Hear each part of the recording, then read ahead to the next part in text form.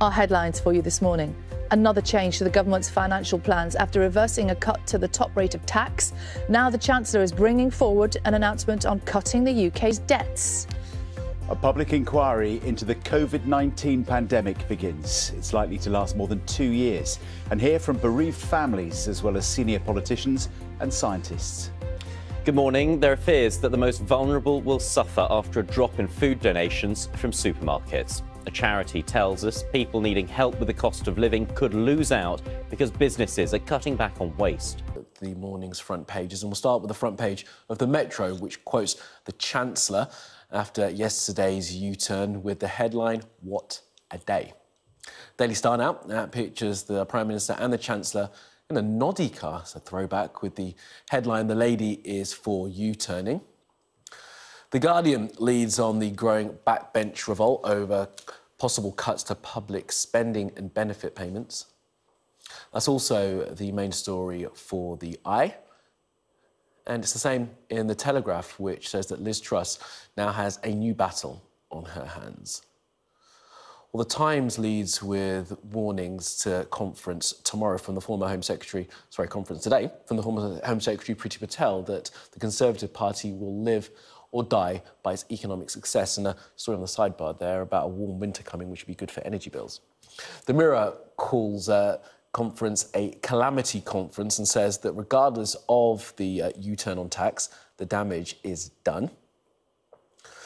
The Daily Mail tells the Prime Minister to get a grip. Wow. And the Express, though, has a more positive note saying that Liz Truss will stick with Liz Truss and we will get our reward. Now, if you want to see those front pages again and read the stories attached to them, scan the QR code that you see on your screen. It's going to take you to our website. This morning's newspapers, shall we? Lots of them lead with reaction to the government's U-turn that we reported on the programme yesterday. This is the Metro. What a day. That's the Metro using the words of the Chancellor himself, who admitted to having a tough day, but insisted he can now get on with the job of turning round the economy. That picture of him making his speech at the conference.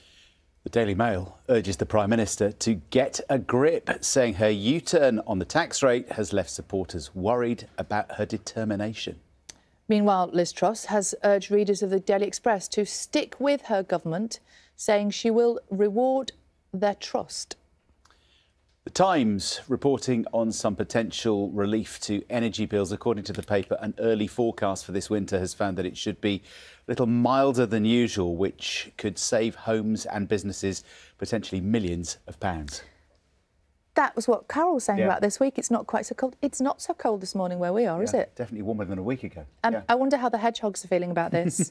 I think here in the Telegraph today, hedgehogs in a village in Nottinghamshire will be very, very happy about this because they have their own hedgehog street after more than 30 neighbours cut holes in garden fences the shape of CDs, like a semicircle. So they can get so between the gardens. They can travel between the gardens instead of going out into the front and perhaps trying to cross the road.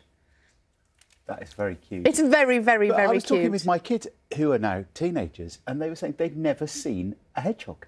Oh.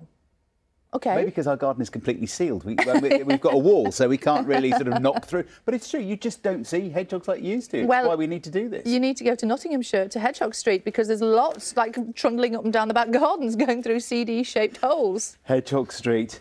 If you want to get an aerial view of the hedgehogs, look at this. This is absolutely fantastic. This is Steve Markham, who kept bidding for his own Spitfire. Wow. As you do, in auctions. And he kept getting outbid. So he said, what shall I do? I'll build my own Spitfire. No. So he bought a kit, then he started buying the separate parts. Apparently, it can actually fly. Oh, my goodness. And he's going to take it up above the channel. But, yeah, he's an RAF buff, chocks away. What an achievement. That's very Top Gun, isn't it? It is very Top Gun. Top Gun 3. I'm not sure Steve looks terribly Top Gun. Well, I don't know. I think he does. Maybe he does. Yeah. Come on, Steve. Maverick 3. Yeah. Looks very much like our own Tom Cruise. It took him years, like 11,250 hours, piecing it all together in a barn. Good work. Goodness me, that is a lot of work.